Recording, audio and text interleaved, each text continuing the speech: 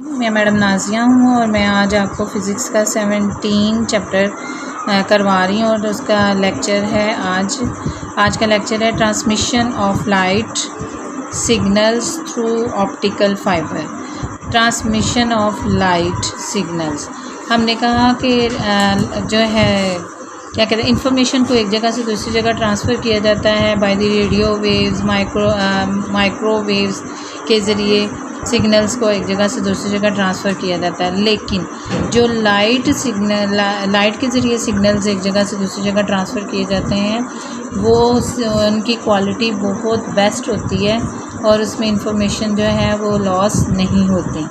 आज हम पढ़ने लगे हैं ऑप्टिकल फाइबर। सबसे पहले इसकी डेफिनेशन है यहाँ लास्ट, इस पैसेज की last line, an optical fibre cable is a bundle of glass fibre with thickness of aluminium here is called optical fibre. अगर आप ऑप्टिकल फाइबर पहले लफ्ज़ यूज़ नहीं करते, आप यहाँ से करते हैं a bundle of cable fibre, तो फिर आप इस कॉल्ड ऑप्टिकल फाइबर लिखेंगे, अदरवाइज़ नहीं लिखेंगे। अब ऑप्टिकल फाइबर में हम क्या करेंगे, ऑप्टिकल फाइबर के एक्सप्लेनेशन बताने लगे हैं कि waves of visible light have much higher frequency, उनकी बहुत ज़्यादा फ्रीक्वेंसी होती है देन रेडियो वेव्स की बजाय जो है विजिबल लाइट जो हम है उसकी ट्रांसफ़र करने की फ्रीक्वेंसी बहुत हाई होती है। This means rate of sending information with light beam is larger than the radio wave से इसकी जो है फ्रीक्वेंसी हायर होती है। Optical fibre has been used as transmission channel, इसे ट्रांसमिशन चैनल पर्पस के लिए यूज़ किया जाता है। ऑप्टिकल फाइबर की आगे कंस्ट्रक्शन बताने लगे हैं कि ऑप्टिकल फाइबर किस पे कंसिस्ट होता है। देखिए जी, ऑप्टिकल फाइबर मैं यहाँ बना के आपको दिखाती हूँ कि ऑप्टिकल फाइबर जो है वो कंसिस्ट होता है 2 पार्ट्स पे। ये ऊपर जो इसकी कवरिंग है इसको कहते हैं क्लैडिंग, ठीक है, और अंदर वाले हिस्से को कहेंगे कोर।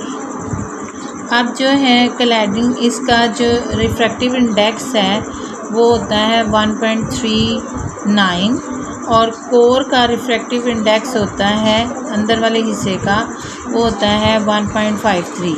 अब देखें बेटा, जिसका अंदर वाले हिस्से का रिफ्रैक्टिव इंडेक्स ज़्यादा और बाहर वाले का कम होने की वजह से रे जो है वो इसी मीडियम में अंदर पास हो जाएगी, बाहर ट्रांसफ़र नहीं होगी।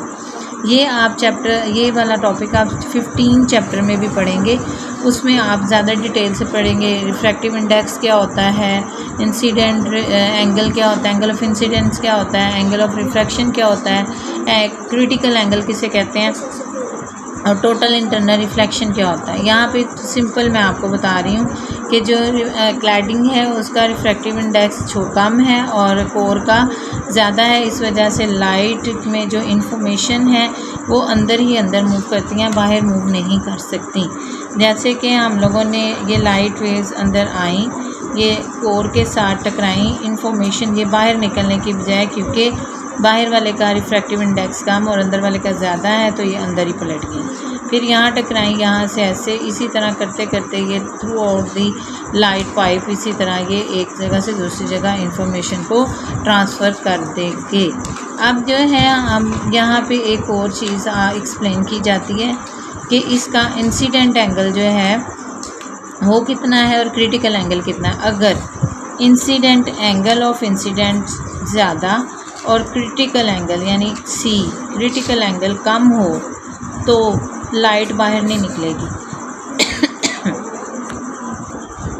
एंगल ऑफ इंसिडेंट बड़ा और क्रिटिकल एंगल छोटा हो तो रे फिर भी बाहर नहीं निकलेगी, इसी मीडियम में वापस पलट जाएगी। इसको कहेंगे टोटल इंटरनल रिफ्लेक्शन।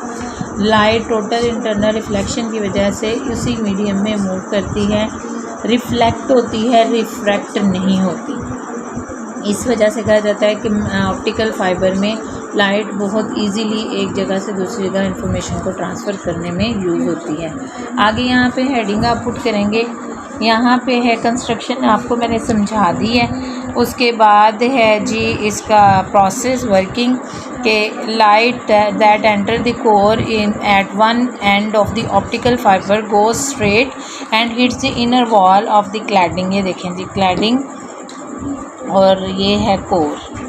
उसके बाद है of optical fibre if the angle of incidence, अगर ये मोस्ट इंपॉर्टेंट लाइन है एमसीक्यूज़ के लिए, अगर incident angle with cladding is less than critical angle तो क्या होगा, some of the light will escape the fibre optics and will be loss. अगर एंगल ऑफ इंसिडेंस जो है वो छोटा लेस हो और क्रिटिकल एंगल बड़ा हो तो क्या हो जाएगा, लाइट जो है वो लॉस हो जाएगी। अगर क्रिटिकल एंगल अगले ही लाइन में बताया if the angle of incident is greater, incident greater है और क्रिटिकल लेस है तो देन टोटली रिफ्लेक्टिंग हो जाएगी बैक पे लाइट, और जो है टोटली रिफ्लेक्टिंग की वजह से, टोटल रिफ्लेक्शन की वजह से क्या होगा, लाइट जो है वो अंदर ही रहेगी और आसानी से एक जगह से दूसरी जगह ट्रांसफ़र हो जाएगी इंफॉर्मेशन। ये था जी आप लोगों की इसकी वर्किंग। आगे यहाँ पे हेडिंग देंगे मल्टी मोड केबल।